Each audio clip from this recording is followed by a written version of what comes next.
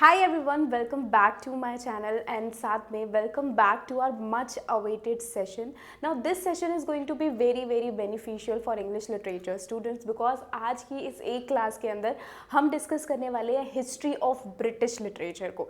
And you guys know already कि British literature एक बहुत ही इंपॉर्टेंट पोर्शन है और यहाँ से सबसे ज़्यादा एग्जाम में आपके क्वेश्चंस भी बनते हैं एंड प्लस में काफ़ी ज़्यादा लेंदी भी है हमारा ब्रिटिश लिटरेचर. तो हिस्ट्री ऑफ ब्रिटिश लिटरेचर के बैकग्राउंड को समझेंगे, हर एक पर्टिकुलर एज में कौन कौन से इंपॉर्टेंट इंसिडेंट्स हैं, फैक्ट्स हैं जो कि आपको पता होना चाहिए. साथ के साथ हम यहाँ पर जानेंगे most important writers and most important works के बारे में. तो चलिए फटाफट से हम इस सेशन को शुरू करते हैं एंड आई होप कि आपने हमारे चैनल को ज़रूर सब्सक्राइब कर रखा होगा. अगर नहीं किया है तो सब्सक्राइब, लाइक एंड शेयर कर दो इस वीडियो को ज़्यादा से ज़्यादा स्टूडेंट्स के साथ. तो सबसे पहले तो मैं आपको बता दूं कि जब हम हिस्ट्री ऑफ ब्रिटिश लिटरेचर की बात कर रहे हैं तो यहाँ पर हम कौन कौन सी चीज़ों को हम यहाँ पर डिस्कस करेंगे. और सबसे पहले तो ऑफ कोर्स हम यहाँ पर बात करेंगे अबाउट बैकग्राउंड. ठीक है, बैकग्राउंड ऑफ द एज के बारे में बात करेंगे. बहुत ही आसानी से और बहुत ही अच्छे तरीके से सारी एक एक चीज़ को यहाँ पर हम डिस्कस करने वाले हैं. बैकग्राउंड को समझेंगे, इम्पॉर्टेंट राइटर्स कौन से हैं और इन इम्पॉर्टेंट राइटर्स के इम्पॉर्टेंट वर्क्स के साथ साथ कौन सा राइटर कौन सी इम्पॉर्टेंट मूवमेंट से एसोसिएटेड है, कौन सी इम्पॉर्टेंट फैक्ट्स हैं जो कि बैकग्राउंड ऑफ द एज चल रही थी. ये सारी नॉलेज आपको आज इस सेशन में मिलने वाली है. तो चलिए फटाफट से हम अपनी क्लास को स्टार्ट करते हैं. और सबसे पहली एज हमारी आ जाती है एंग्लो सेक्सन पीरियड और वो आती है हमारी ओल्ड इंग्लिश पीरियड. सबसे पहले तो मैं आपको ये बता दूं कि हमारी जो ब्रिटिश लिटरेचर है ये हमारी अलग अलग सेक्शन में इसे डिवाइड कर रखा है. कौन से ये अलग अलग सेक्शन है मैं आपको यहाँ पर let me explain first of all this part. Okay, तो देखो ब्रिटिश लिटरेचर की बात कर रहे हैं जब भी, तो ब्रिटिश लिटरेचर में सबसे पहले हमारी आ जाती है ओल्ड इंग्लिश पीरियड. ठीक है, क्या आ जाता है सबसे पहले ओल्ड पीरियड आ जाता है और we call Old English period सबसे पहले आ जाता है. ओल्ड इंग्लिश पीरियड जब इंग्लिश लैंग्वेज की हमें देखने के लिए मिलेगा कि इंग्लिश लैंग्वेज जिस शुरुआत हुई थी, इंग्लिश लैंग्वेज का ओरिजिन हुआ था, उस पीरियड को हम ओल्ड इंग्लिश पीरियड बोलते हैं जहाँ पर लिटरेचर की शुरुआत हो रही है, just the beginning of the literature. तो वो हमारा ओल्ड इंग्लिश पीरियड आ जाता है. देन उसके बाद धीरे धीरे करके जब लिटरेचर में डेवलपमेंट हुई, ड्रामा शुरू हुआ, पोइट्रीज आई, प्लेज आई, तो उसे हम बोलते हैं मिडल इंग्लिश पीरियड बोलते हैं. यहाँ पर हमें देखने के लिए मिलेगा कि ना सिर्फ लिटरेचर में डेवलपमेंट हुई, डिफरेंट जॉनराज भी इमर्ज हुए, साथ में डिफरेंट राइटर्स भी इमर्ज होंगे यहाँ पर, जैसे कि जॉफ्रे चॉसर हो गए, हमारे जॉन ग्रोवर हो गए. तो ये सारे हमारे मिडल एज में आते हैं. मिडल एज के बाद हमारा आ जाता है रेनेसा का टाइम पीरियड. नाउ रेनेसा आप लोगों ने सुना होगा कहीं ना कहीं. रेनेसा का मतलब क्या होता है? रेनेसा और the revival of the age. ये एक ऐसा टाइम पीरियड था जिस टाइम पर एलिजाबेथन एज आती है, जैकोबियन एज आती है, कैरोलाइन एज आती है हमारी, ये पूरा हमारा रेनेसा का टाइम पीरियड माना जाता है. ये हमारी गोल्डन एज कंसिडर की जाती है ब्रिटिश लिटरेचर की, जिस टाइम पर ना सिर्फ लिटरेचर डेवलप हुई थी बल्कि लिटरेचर के साथ साथ हम देखेंगे साइंस भी यहाँ पर डेवलप हुई थी, डिस्कवरीज होना शुरू हुई थी, फेथ, रिलीजन, सारी चीज़ें यहाँ पर हर एक फील्ड में, हर एक कैटेगरी के अंदर ग्रोथ और डेवलपमेंट हो रही थी. दैट्स वाई रेनेसा का पीरियड काफ़ी ज़्यादा इंपॉर्टेंट है. यहाँ पर हमारे शेक्सपियर जैसे ग्रेट ड्रामेटिस्ट आते हैं, यूनिवर्सिटी ऑफ विट्स हमारे यहाँ पर आ जाते हैं. देन आगे चलकर आफ्टर रेनेसा हमारी अलग अलग एजेस आएंगी, जैसे कि हमारी आ जाती है न्यू क्लासिकल एज आ जाती है, we have Victorian age, modern age, Enlightenment age, बहुत सारी डिफरेंट एजेस हमें देखने के लिए मिलेगा. ओके, तो ये मेन जो हम कहते हैं ना कि जहाँ से हमारी ब्रिटिश लिटरेचर की शुरुआत हुई, तो यहाँ से ब्रिटिश लिटरेचर की शुरुआत होती है और ये ब्रिटिश लिटरेचर की शुरुआत के बाद हमें मॉडर्न एज पर आकर ये ब्रिटिश लिटरेचर ख़त्म होती है. Okay, modern age, post modern age पर आकर हमारी ब्रिटिश लिटरेचर ख़त्म होती है. नाउ ये आप लोगों को बिल्कुल बहुत ही सिंपल से आपको समझाने के लिए मैंने आपको बताया कि हाँ, ब्रिटिश लिटरेचर हमारी काफ़ी ज़्यादा लेंथी है। नाउ फटाफट से हम यहाँ पर बात करते हैं कि हर एक पर्टिकुलर एज में ऐसे कौन से राइटर्स हैं, ऐसे कौन से वर्क्स हैं जो कि आप लोगों को पढ़ने हैं, इंपॉर्टेंट है। तो चलिए सबसे पहले हम यहाँ पर बात करते हैं एंग्लो सैक्सन पीरियड की, जब ब्रिटिश लिटरेचर या फिर हम कह सकते हैं कि लिटरेचर की शुरुआत यहाँ से होती है। तो एंग्लो सैक्सन पीरियड जो कि 1450 से 1066 एडी में कंसिडर किया जाता है। आई होप सो कि आपको पता होगा कि जब हम ब्रिटिश लिटरेचर की बात कर रहे हैं या फिर हम जब सेंचुरीज को काउंट कर रहे हैं तो इसमें एडी और बीसी क्या होता है। एडी बीसी इन दोनों के बीच में लाइक जो भी फैक्ट हैं वो आपको पता होगा, अगर नहीं पता तो मैं आपको बता देती हूँ कि हमारी जो पूरा टाइमलाइन है, पूरी टाइमलाइन को 2 पार्ट्स में डिवाइड कर रखा है। ओके, पूरी टाइमलाइन को 2 पार्ट्स में डिवाइड कर रखा है और वो किस बेसिस पर डिवाइड है, ये हमारा एक छोटा पॉइंट है और इसे कंसिडर किया जाता है कि जब जीसस क्राइस्ट की बर्थ हुआ था। ओके, यानी कि इस पॉइंट पर हम मान लेते हैं कि ये हमारा 0 पॉइंट है और यहाँ पर जीसस क्राइस्ट का बर्थ हुआ था। जीसस क्राइस्ट के बर्थ के बाद वाला टाइम पीरियड, इसे हम क्या बोलते हैं, इसे हम एडी बोलते हैं। और जीसस क्राइस्ट से पहले, बर्थ से पहले वाला टाइम पीरियड को हम क्या बोलते हैं, बीसी कंसीडर करते हैं, that is before Christ. Okay, तो ये हमारा एडी बीसी, आई होप कि आपको समझ में आ गया होगा। तो अभी ये जो टाइम पीरियड है इसकी शुरुआत होती है 450 एडी से 1066 एडी का जो टाइम पीरियड है हम इसे बोलते हैं एंग्लो सैक्सन पीरियड। इस टाइम पर हुआ क्या था, बेसिकली इंग्लैंड में कौन आया था। अभी तक ये जो इंग्लैंड है वो इंग्लैंड बना नहीं था। तो जस्ट फॉर एग्जांपल मैं आप लोगों को यहाँ पर थोड़ा सा ड्रॉ करके बता देती हूँ। जैसे लेट सपोज कि ये क्या है, लेट सपोज कि ये ब्रिटोन है या फिर ये ब्रिटेन है। ठीक है, ये ब्रिटेन है। ब्रिटेन में यहाँ पर 3 ट्राइब्स आई थी, 3 मेजर ट्राइब्स जो कि ओल्ड जर्मैनिक ट्राइब थी। ओके, कौन सी ट्राइब थी, ये ओल्ड जर्मैनिक ट्राइब्स थी जो कि एंजल्स, सेक्सन्स एंड जूट्स। ऐसा नहीं है कि सिर्फ यही आई थी, इनके अलावा भी और अलग अलग ट्राइब्स आई थी, बट 3 मेजर ट्राइब्स यहाँ पर आई थी after Romans left Britain. Okay, क्योंकि रोमन्स का राज चल रहा था यहाँ पर ब्रिटेन में, और जब रोमन्स से बचाने के लिए यहाँ पर ये 3 मेजर ट्राइब्स ही समुद्र पार करके आई और इन्होंने बोला कि we will protect you from Romans, हम तुम्हें प्रोटेक्ट करेंगे। तो ब्रिटेन को प्रोटेक्ट करने के लिए ये 3 ट्राइब्स आई थी, लेकिन प्रोटेक्ट करते करते इन्होंने ब्रिटेन को ही कॉन्कर कर लिया। यहाँ पर इनकी पावर को शो किया, इन्होंने अपनी एक्चुअल पावर को शो किया और ब्रिटेन को ही कॉन्कर कर लिया। नाउ 3 मेजर ट्राइब्स इंपॉर्टेंट है, नाम याद रखना, क्योंकि यहाँ पर ये जो 3 ट्राइब्स हैं, एंजल्स, सेक्सन्स एंड जूट्स, इन तीनों ट्राइब्स में से सबसे पावरफुल ट्राइब आ जाती है हमारी एंजल्स। नाउ एंजल सबसे पावरफुल ट्राइब थी, दैट्स वाई इस एज का नाम क्या पड़ा, एंग्लो सैक्सन पीरियड हम इसे बोलते हैं।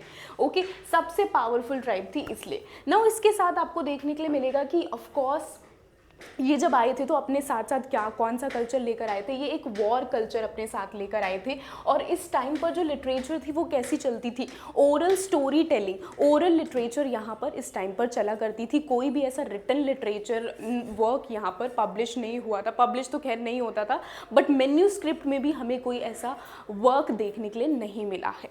ओके, तो ओरल स्टोरी टेलिंग का कंसेप्ट यहाँ पर देखने के लिए मिलेगा। इसके साथ ही यहाँ पर ही जो क्रिश्चियनिटी है वो धीरे धीरे करके फ्लरिश हुई and leading to written records. And then उसके बाद जो रिटन लिटरेचर है धीरे धीरे करके एंग्लो सैक्सन पीरियड से इसकी शुरुआत हुई थी। यहाँ पर जो लिटरेचर आती है वहाँ पर क्या यूज़ किया जाता है, हीरोइक पोइट्री आती है। नो, हीरोइक पोइट्री जैसे कि एक ऐसी पोइट्री जिसके अंदर किसको सेलिब्रेट किया जाए, एक ऐसी पोइट्री जिसके अंदर हीरोइज्म को सेलिब्रेट किया जाए, जिसके अंदर वॉर को डिपिक्ट किया जाए, जिसके अंदर वॉरियर्स को डिपिक्ट किया जाए, तो ऐसी पोइट्री लिखी जाती थी। एलिट्रेशन का यूज़ किया जाना पोइट्री के अंदर। एलिट्रेशन का मतलब क्या होता है, alliteration is a figure of speech, और ये क्या होता है, फिगर ऑफ स्पीच एक ऐसा फिगर ऑफ स्पीच जहाँ पर रिपीटेशन ऑफ वर्ड आपको देखने के लिए मिलता है। जब वर्ड रिपीट होते हैं अगेन एंड अगेन, उसे हम एलिट्रेशन कहते हैं। ओके, स्ट्रॉन्ग रिदम का यूज़ करना एंड साथ के साथ रिलीजियस एंड वॉर थीम इनकी लिटरेचर के अंदर हमें देखने के लिए मिलेगी।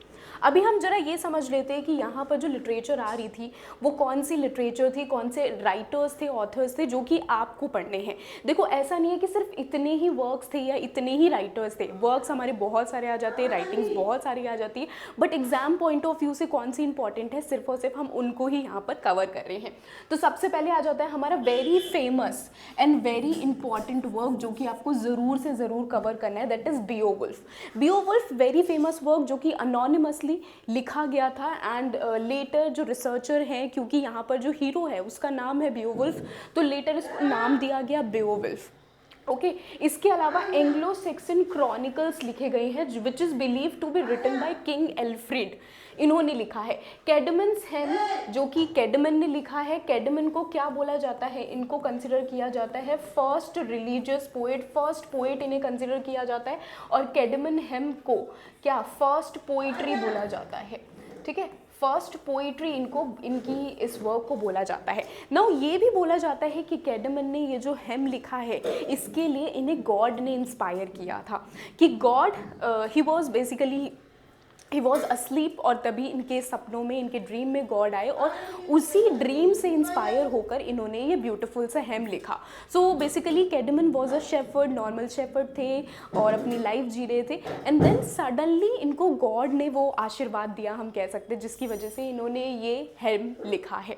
ओके, तो ये आपको याद रखना है। इसके अलावा बियोवुल्फ हमारा बहुत ही इंपॉर्टेंट, बहुत ही फेमस वर्क है जो कि एंग्लो सेक्सन वर्ल्ड को और यहाँ के जो हीरोइज्म है उसको पोर्ट्रे करता है। ओके, यहाँ पर याद रखना बियोवुल्फ की जो स्टोरी है, कितने मॉन्स्टर यहाँ पर आते हैं, कितने टाइम मॉन्स्टर आते हैं। बियोवुल्फ एक ऐसा हीरो है जो कि बियोवुल्फ जब कितनों से यहाँ पर लड़ता है, तो ये सारे फैक्ट्स आप लोगों को याद रखने हैं, बिकॉज अभी हम वो सारे फैक्ट्स को, सारी चीज़ें जानेंगे तो काफ़ी ज़्यादा इन डिटेल में, डेप्थ में हो जाएगा। जो इंपॉर्टेंट राइटर्स हैं, उनके वर्क्स हैं, उनको हम अलग से वीडियो में कवर करेंगे। ओके, चलो नेक्स्ट हम यहाँ पर जानते हैं, नेक्स्ट आ जाते हैं हमारे मिडल इंग्लिश पीरियड। अब ये तो आ जाता है हमारा ओल्ड इंग्लिश पीरियड जहाँ पर एंग्लो सेक्सन एज हमारी आती है। अब मिडल इंग्लिश पीरियड आता है जो कि हमारा 1066 AD से 1500 का पीरियड कंसिडर किया जाता है। इस टाइम की, इस पीरियड की शुरुआत होती है हमारी नॉर्मन कॉन्क्वेस्ट से, विच हैपन इन 1066। प्रीवियसली बहुत बार यहाँ से क्वेश्चंस बने हैं तो इम्पॉर्टेंट है, मल्टीपल एग्जाम्स में आपके क्वेश्चंस बनते रहते हैं इस चीज़ से, तो इम्पॉर्टेंट है। What is Norman conquest? तो हुआ क्या था कि ब्रिटेन में, अब क्या था, ब्रिटेन में जो रोमन्स थे वो चले गए, यहाँ पर एंजल सेक्सन ये अपना रूल कंटिन्यू कर रहे थे, लेकिन सडनली यहाँ पर आते हैं नॉर्मन के ड्यूक, नॉर्मंडी से, ठीक है। तो हमें देखने के लिए मिलेगा कि नॉर्मंडी के ड्यूक की एंट्री होती है। नॉर्मंडी के ड्यूक का नेम क्या था? विलियम, ठीक है। नॉर्मंडी के ड्यूक जिनका नाम था विलियम, आगे चलकर इनका नाम पड़ा William the conqueror. William Duke का नाम था, वो अपनी सेना के साथ आए ब्रिटेन के अंदर, ब्रिटेन को अटैक किया और यहाँ पर इस वॉर में वो जीत भी गए। बोला जाता है कि उन्होंने थोड़ी सी ट्रिक की थी जिसकी वजह से वो इस वॉर में जीत पाए थे। ट्रिक क्या थी कि उन्होंने पहले ही, वॉर हो रही थी यहाँ पर, किसके बीच में वॉर हो रही थी ये आपको याद रखना है, विलियम द कॉन्करर एंड हार्लॉर्ड गॉडविंसन, ठीक है। विलियम द कॉन्करर एंड इनकी वॉर किसके साथ हो रही थी? हार्लॉर्ड गॉडविंसन। इन दोनों के साथ जब वॉर हो रही थी और उसी वॉर के बीच में विलियम द कॉन्करर ने, विलियम ने ये पहले ही ऐलान करवा दिया कि जो विलियम है, जो नॉर्मंडी के ड्यूक है, उनकी डेथ हो गई, जिसकी वजह से जो हार्लॉर्ड गॉडविंसन है उन्होंने अपना आर्मर, उन्होंने एवरीथिंग, जो प्रोटेक्टर होता है वो सारा सब कुछ निकाल के उन्होंने सारे के सारे सेलिब्रेट करने लग गए। और तभी उसी टाइम पर इन्होंने, विलियम ने अटैक किया हार्लॉर्ड गॉडविंसन की आई पर एंड ऑन द स्पॉट हार्लॉर्ड गॉडविंसन की डेथ हो गई। तो ये हमें देखने के लिए मिलेगा कि ये थोड़ी सी ट्रिक खेल कर यहाँ पर चालूपंथी करके विलियम द कॉन्करर जो कि नए ड्यूक बन जाते हैं। Now of course William the conqueror कहाँ से आए थे? ये नॉर्मंडी से आए थे।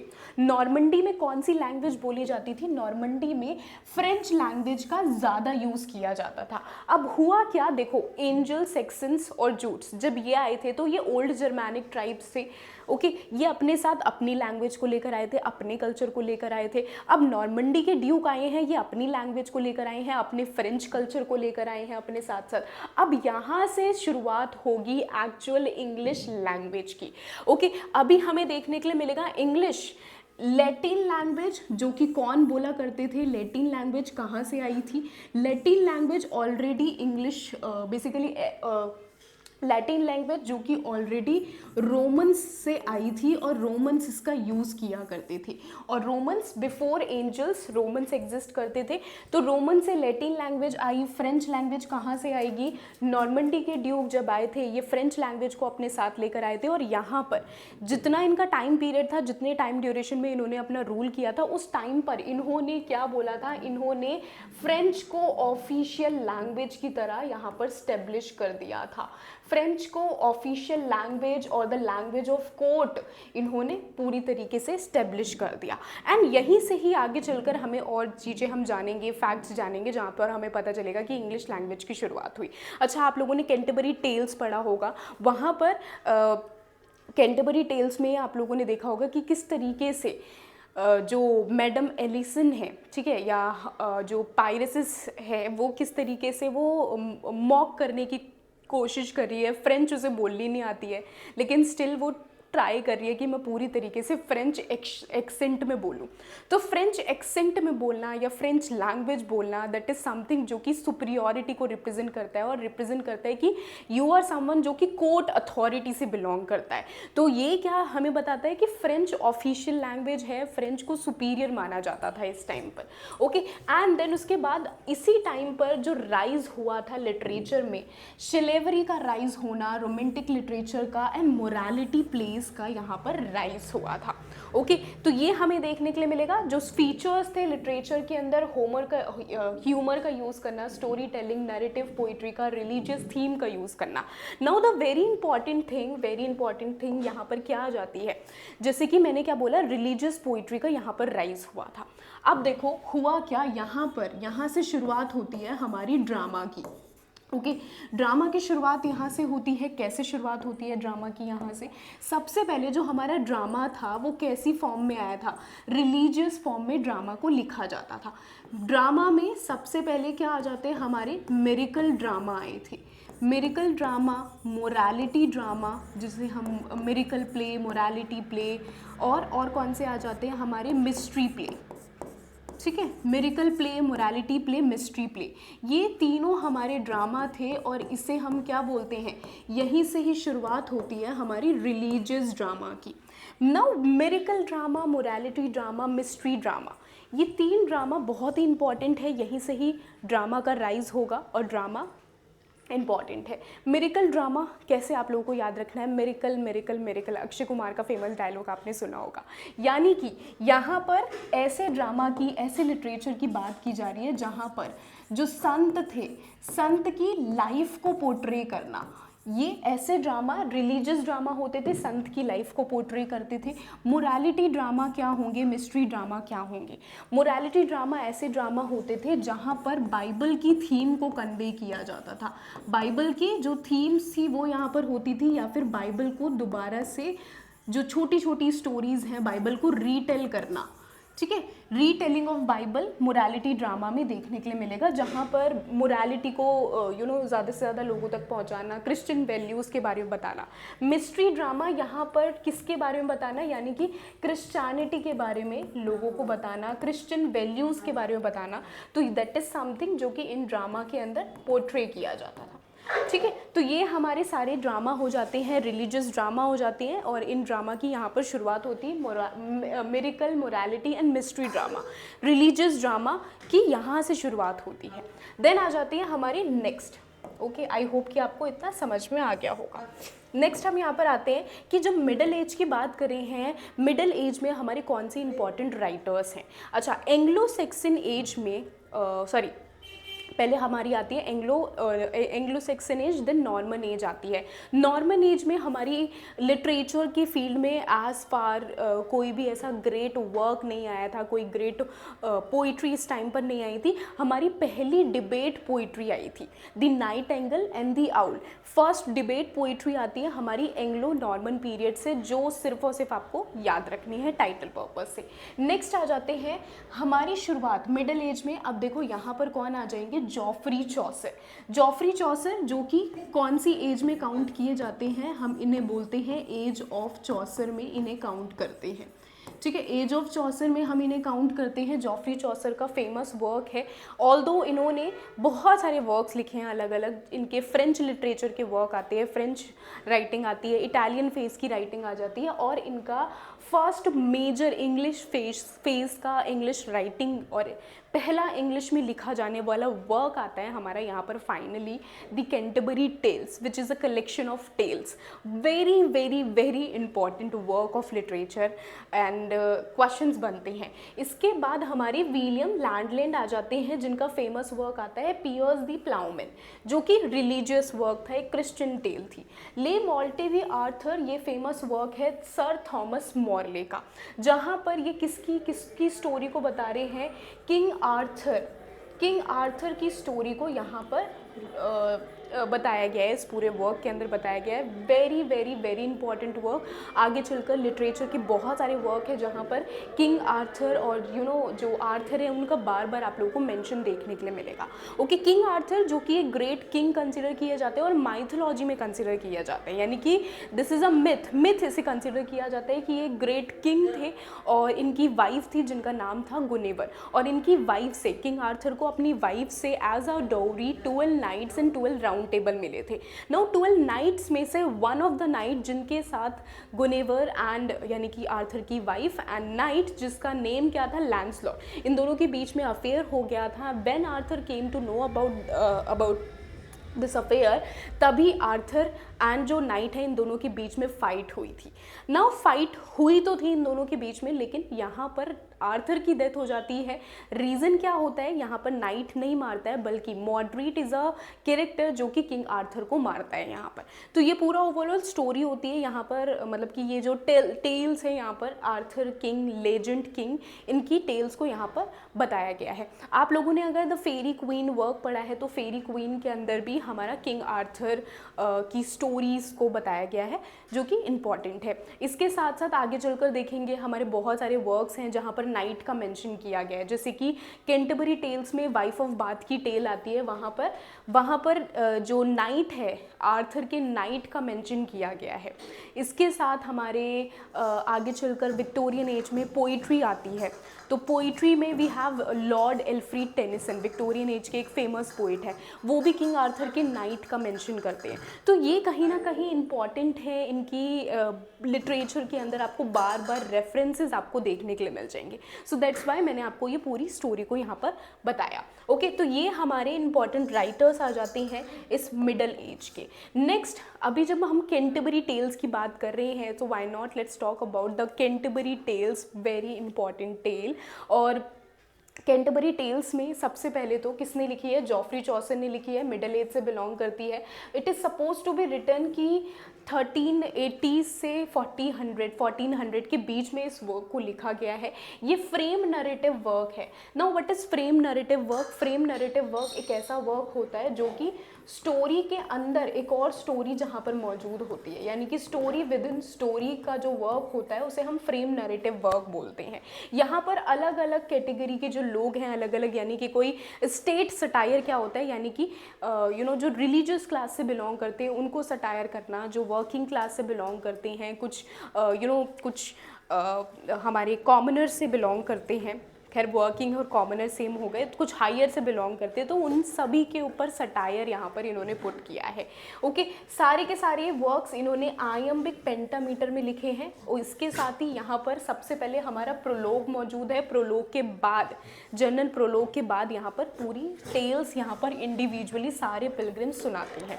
ओके, अब होता क्या है, यहाँ पर एक कलेक्शन ऑफ टेल्स है, सारे के सारे यहाँ पर कितने पिलग्रिम्स होते हैं इंपॉर्टेंट है। हुआ क्या, यहाँ पर सारे पिलग्रिम्स ये इकट्ठा होते हैं और इकट्ठा होने के बाद ये जर्नी को अपनी जा रहे हैं, और कहाँ पर जा रहे हैं, किसकी जर्नी को जा रहे हैं, तो संत थॉमस बेकेट की श्राइन में ये लोग जा रहे हैं। संत थॉमस बेकेट की श्राइन में विजिट करने जा रहे हैं, अपनी जर्नी पर जा रहे हैं। और क्योंकि जर्नी काफ़ी लॉन्ग है, जर्नी कहाँ से, लंदन से शुरुआत होती है जर्नी की, जर्नी काफ़ी लॉन्ग है, और इस जर्नी को थोड़ा सा एंटरटेनमेंट बनाने के लिए यहाँ पर इन्होंने डिसाइड किया है कि किस तरीके से हम हम पार्टिसिपेट करते हैं। टेल सुनाएंगे यहाँ पर, हर एक पिलग्रिम जाते हुए 2 टेल सुनाएगा और वापसी में वो 2 टेल सुनाएगा, और जो सबसे अच्छी टेल सुनाएगा, सबसे अच्छी टेल जिसकी होगी, उसको एज अ गिफ्ट और एज अ सरप्राइज, विनर को सरप्राइज क्या दिया जाएगा कि उसे टाबर्ट इन में फ्री डिनर दिया जाएगा। ठीक है, टाबर्ट इन में फ्री डिनर उसे प्रोवाइड किया जाएगा, ये इन्होंने बोला। ठीक है, तो ये हमें इसी जर्नी के दौरान पर जो अलग अलग पिलग्रिम हैं वो टेल सुना रहे हैं, उसी टेल को हमें यहाँ पर पढ़ना होता है कैंटरबरी टेल्स के अंदर। ओके, तो ये आ जाते हैं हमारे इम्पॉर्टेंट है। टोटल ये वर्क हमारा कैसा वर्क कंसिडर किया जाता है, ये वर्क इनकम्प्लीट है। ठीक है, जॉफ्री चौसर का वर्क इनकम्प्लीट वर्क है, इनकम्प्लीटेड वर्क है। यहाँ पर चौसर ने प्लान किया था कि हम 120 टेल्स लिखेंगे, 120 टेल्स लिखेंगे, लेकिन सिर्फ और सिर्फ 24 टेल्स ही कंप्लीट हो पाई हैं। 24 टेल्स में से 2 टेल्स ऐसी हैं जो कि चौसर सुनाते हैं, और इन 2 टेल्स में से भी चौसर 1 टेल इनकम्प्लीट सुनाते हैं। ठीक है, तो ये हमें देखने के लिए मिलेगा। ओवरऑल कैंटरबरी टेल्स का स्ट्रक्चर है। आई होप कि आपको समझ में आ गया होगा। नेक्स्ट देखते हैं, हम नेक्स्ट वर्क की ओर बढ़ते हैं। तो नेक्स्ट वर्क आता है हमारा यहाँ पर, नेक्स्ट टाइम पीरियड आता है यहाँ पर रेनेसा का टाइम पीरियड। मैंने आप लोगों को बोला था रेनेसा बहुत ज़्यादा इंपॉर्टेंट है हमारा।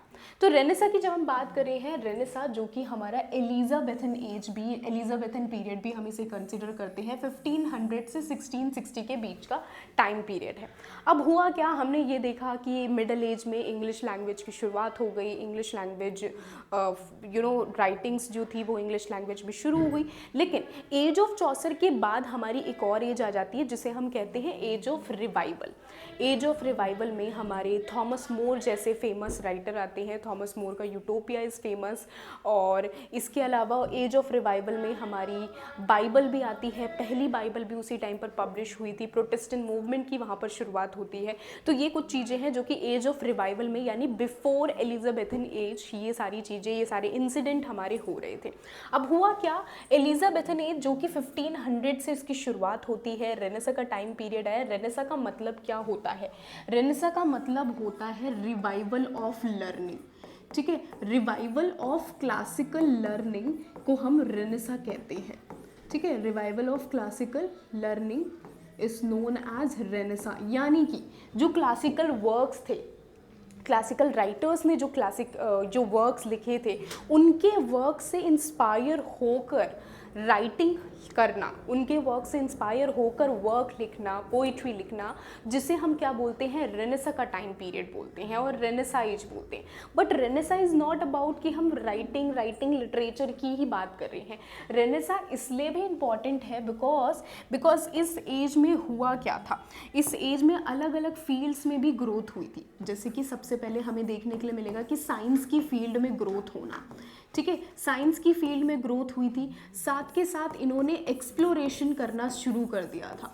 ठीक है, एक्सप्लोर करना शुरू कर दिया था, जिसके चलते इन्होंने कुछ टाइम बाद इंडिया को और अफ्रीका को इन्होंने ढूंढा भी, है ना। सी रूट के ज़रिए कोलंबस ने किसने किसको ढूंढा था, ये आपको नीचे कमेंट करके बताना है। इंडिया को, अफ्रीका को ढूंढा भी गया, तो एक्सप्लोरेशन करना शुरू कर दिया। साइंस में इन्होंने एक्सपेरिमेंट्स करना शुरू कर दिए। इसके साथ साथ लिटरेचर की फील्ड में तो आप सभी को पता ही है कि लिटरेचर में क्या आ चुका है। लिटरेचर में यहाँ पर ड्रामा बहुत ही ज़्यादा ऑन पीक पहुंच गया, यानी ड्रामा बहुत ही फेमस हुआ लिटरेचर के यहाँ पर। साथ के साथ इसी टाइम पर नए नए थिएटर्स भी बनवाए गए, है ना, थिएटर्स को बनवाया गया। साथ में और क्या आया, प्रिंटिंग प्रेस भी इसी टाइम पर आता है हमारा। ठीक है, प्रिंटिंग प्रेस आया यहाँ पर। तो आप देख सकते हो कि कितनी सारी चीज़ें हैं जो कि इस एज के अंदर डेवलप हो रही है, जिनकी ग्रोथ हो रही है यहाँ पर इस एज के अंदर। लिटरेचर के अंदर भी, लिटरेचर के अलावा भी इस एज में, रेनेसा की एज में बहुत ज़्यादा ग्रोथ हो रही है। और तभी हम इस एज को क्या कंसिडर करते हैं, तभी हम एलिजाबेथन एज को बोलते हैं कि ये है golden age, golden period of English British history. एक ऐसा पीरियड जहाँ पर हर एक फील्ड में ग्रोथ हुई थी। कोई भी यहाँ पर क्या है, पॉवर्टी का फेस नहीं करना पड़ा, करप्शन का फेस नहीं करना पड़ा लोगों को। तो ये एक ऐसी एज थी यहाँ पर classical Greek and Roman literature की लर्निंग को वापस लेकर आया जा रहा था लिटरेचर के अंदर। और इसके साथ ही पोइट्री की फील्ड में, ड्रामा में, ह्यूमनिज्म में ब्लैंक वर्स सबसे important, very important, previously questions बने हैं यहाँ से, बोथ आर इम्पॉर्टेंट। ठीक है, ब्लैंक वर्स आया था और सोनेट्स को यहाँ पर लेकर आए थे। नो, ब्लैंक वर्स क्या होता है? ब्लैंक वर्स एक ऐसी राइटिंग होती है जहाँ पर राइमिंग नहीं मौजूद होती है, यानी कि अनराइमिंग आयम्बिक पेंटामीटर में जो वर्क लिखा जाता है उसे हम क्या बोलते हैं? उसे हम ब्लैंक वर्स बोलते हैं। अनराइमिंग आयम्बिक पेंटामीटर में लिखे जाने वाला वर्क ब्लैंक वर्स कहलाता है। जो शेक्सपियर अपने वर्क्स लिखेंगे, कुछ वर्क्स हैं उनके ब्लैंक वर्स में लिखे गए हैं। हमारा फेमस पैराडाइज लॉस्ट किस में लिखा गया है? ब्लैंक वर्स में लिखा गया है पैराडाइज लॉस्ट। ओके, इसके साथ ही सोनेट की जब हम बात करते हैं, सोनेट का मतलब क्या होता है? ये 14 लाइन में लिखी जाने वाली जो पोयम होती है, क्या होता है ये? बेसिकली हमारी 14 लाइन पोयम, 14 लाइन में लिखी जाने वाली जो पोयम होती है, which is written in iambic pentameter. Again ये किस में लिखी जाती है? ये आयम्बिक पेंटामीटर में लिखी जाती है और इसे हम क्या बोलते हैं? सोनेट बोलते हैं। सोनेट में अलग अलग तरीके की राइमिंग होती है। हर एक राइटर, हर एक पोइट अपनी अलग राइमिंग का यूज़ करता है। जैसे कि जो शेक्सपियर है उनकी अलग राइमिंग है, एडमंड स्पेंसर की अलग है, then we have Milton, John Milton अलग राइमिंग का यूज़ करते हैं। तो हर एक जो राइटर हैं और जो पोइट हैं वो अलग अलग राइमिंग का यहाँ पर यूज़ कर रहे हैं। ओके, तो 14 लाइन में लिखी जाने वाली पोएम, जहाँ पर ये जो 14 लाइन होती है इनको कुछ इस तरीके से डिवाइड किया जाता है कि स्टार्टिंग की जो 8 लाइन होती है इसको हम ऑक्टेव कहते हैं, जो कि क्वेश्चनरिंग पार्ट होगा, जहाँ पर ऑथर जो होता है वो अपने पोइट अपने थॉट्स को एक्सप्रेस कर रहा होता है। वहीं पर ही जो रेस्ट ऑफ दी 6 लाइन्स हैं इसे हम क्या बोलते हैं? सेसिस्ट बोलते हैं। सेसिस्ट जहाँ पर कंक्लूजन पार्ट होता है ये हमारा, ठीक है, कंक्लूड करना, अपने थॉट्स को ख़त्म करके कंक्लूड करना, दैट इज सेसिस्ट। ओके, तो ये ओवरऑल स्ट्रक्चर था, ये आपको देखने के लिए मिलेगा। ये सारी चीज़ें यहाँ पर ग्रोथ हुई थी। नाउ वेरी इंपॉर्टेंट, आपको ये भी पता होना चाहिए कि सोनेट और ब्लैंक वर्स को लेकर कौन आया था। तो सोनेट की यहाँ पर, सोनेट को लेकर आने वाले हमारे 2 पर्सन आ जाते हैं जिनका नेम आपको याद रखना है। सबसे पहले आ जाते हैं हमारे हेनरी हॉवर्ड और इसके अलावा थॉमस वॉल्ट। ओके, इन दोनों का नेम इज़ वेरी इंपॉर्टेंट। ये दोनों लेकर आए थे सोनेट को। और जब हम ब्लैंक वर्स की बात करें तो ओनली हेनरी हॉवर्ड, आपको याद रखना है, ये लेकर आए थे ब्लैंक वर्स को। पहला ब्लैंक वर्स में प्ले भी आता है जिसे हम गॉर्बोडेक बोलते हैं। पैराडाइज लॉस्ट ब्लैंक वर्स में लिखा है। श्री अरबिंदो का फेमस वर्क है सावित्री, ब्लैंक वर्स में लिखा है। तो ऐसे बहुत सारे मल्टीपल वर्क्स हैं जो कि ब्लैंक वर्स में लिखे गए हैं। ओके, आई होप कि आपको ये सारी चीज़ें क्लियर हो गई होंगी एंड आई होप कि जितना भी मैंने अभी तक आप लोगों को पढ़ाया है वो सारा आप लोगों को क्लियर हो रहा होगा, किसी को कोई डाउट नहीं होगा। नेक्स्ट आगे बढ़ते हैं हम, आगे जो नेक्स्ट स्टेज है उसके बारे में यहाँ पर बात करते हैं। नेक्स्ट स्टेज आती है हमारी अच्छा, इस एज में हमारे कौन से हैं जिनको आपको याद रखने, कौन से ऐसे वर्क्स हैं? सबसे पहले तो विलियम शेक्सपियर बहुत इंपॉर्टेंट है, इनके सारे वर्क्स बहुत इंपॉर्टेंट है। देन आ जाते हैं हमारे एडमंड स्पेंसर। एडमंड स्पेंसर के साथ साथ हमारे फिलिप सिडनी भी आते हैं। ओके, फिलिप सिडनी भी आते हैं हमारे एडमंड स्पेंसर के साथ।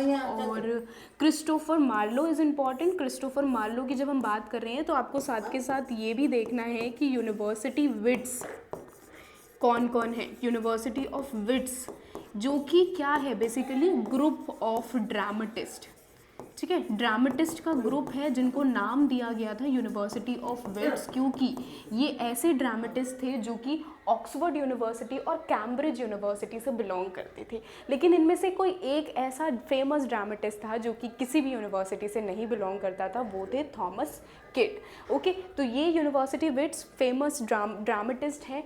शेक्सपियर से पहले यूनिवर्सिटी विट्स आते हैं और यूनिवर्सिटी विट्स के ड्रामा से, इनके वर्क से इंस्पायर होकर विलियम शेक्सपियर ने बहुत सारे वर्क्स लिखे हैं। जैसे कि इनका फेमस वर्क आता है हैमलेट, यूनिवर्सिटी विट्स के फेमस वर्क है द स्पेनिश ट्रेजेडी, वहाँ से इंस्पायर होकर विलियम शेक्सपियर ने लिखा था। तो ऐसे ही बहुत सारे मल्टीपल वर्क्स हैं जो कि शेक्सपियर को इन्फ्लुएंस करते हैं, और शेक्सपियर के वर्क को समझने के लिए यूनिवर्सिटी विट्स इज़ इम्पॉर्टेंट। अच्छा, क्रिस्टोफर मार्लो का फेमस वर्क है डॉक्टर फॉस्टर। डॉक्टर फॉस्टर्स किस में लिखा गया है? ब्लैंक वर्स में लिखा गया है डॉक्टर फॉस्टर्स, ठीक है। Faerie Queene is a famous work जो कि किसको डेडिकेट किया था? क्वीन एलिजाबेथ को इस वर्क को डेडिकेट किया गया था। यहाँ पर किसका मेंशन है? यहाँ पर किंग आर्थर का मेंशन किया गया है। किंग आर्थर अभी मैंने आप लोगों को बताया था ना। इसके अलावा विलियम शेक्सपियर जो कि अपनी ट्रेजेडीज़ लिखते हैं, कॉमेडीज़ लिखते हैं, रोमांटिक प्लेज हैं, रोमांटिक कॉमेडीज़ हैं, सॉनेट्स लिखे हैं शेक्सपियर ने, मल्टीपल वर्क्स हैं विलियम शेक्सपियर ने जो कि लिखे हैं। ओके, नेक्स्ट आते हैं हम नेक्स्ट स्टेज की बात करते हैं। अच्छा, विलियम शेक्सपियर के ये सारे इंपॉर्टेंट वर्क्स हैं, अगर जस्ट इन केस आपको याद करने हैं तो आप याद कर सकते हो कि हाँ, ये विलियम शेक्सपियर की क्रोनोलॉजी वाइज सारे के सारे प्लेज मैंने यहाँ पर मेंशन कर रखे हैं। ओके, फर्स्ट फेज के वर्क हैं विलियम शेक्सपियर के, देन मिडल एज के वर्क है जहाँ पर विलियम शेक्सपियर ने कॉमेडी और हिस्ट्रीज ज़्यादा लिखी हैं। विलियम शेक्सपियर की जो हिस्ट्री की जब हम बात करें तो टोटल 100 ईयर्स, ओके, इनकी सारी हिस्ट्री 100 ईयर्स को कवर करते हैं। इनके सारे जो हिस्टोरिकल प्लेज हैं वो टोटल 100 ईयर्स ऑफ हिस्ट्री को कवर करते हैं। ओके, नेक्स्ट आप देख सकते हो, आप यहाँ पर स्क्रीनशॉट भी ले सकते हो कि ये सारी विलियम शेक्सपियर के इंपॉर्टेंट वर्क है जो कि इन्होंने लेट फेज में अपने लिखे थे। जैसे कि ट्रीलेस इन क्रिसीडा आता है जो कि यूनिवर्सिटी ट्रीलेस इन क्रिसीडा हमें देखने के लिए मैंने ऑलरेडी चौसर ने लिखा था, और ये इन्होंने दोबारा लिखा था, ट्रेजेडी कॉमेडी वर्क था इनका। ओके, ओथेलो इनका फेमस ट्रेजेडी वर्क है, किंग लियर है, मैकबेथ है, एंड ओके, तो ये सारे फेमस वर्क्स हमें देखने के लिए मिलेंगे।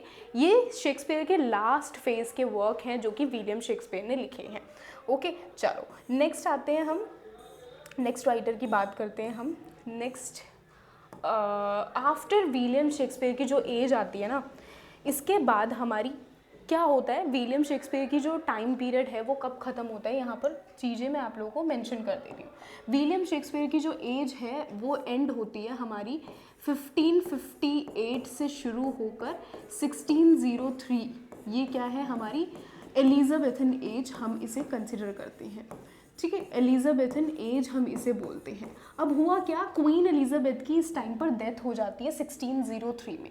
1603 में यहाँ पर 1603 से लेकर 1625 तक हमारी आती है जैकोबियन एज।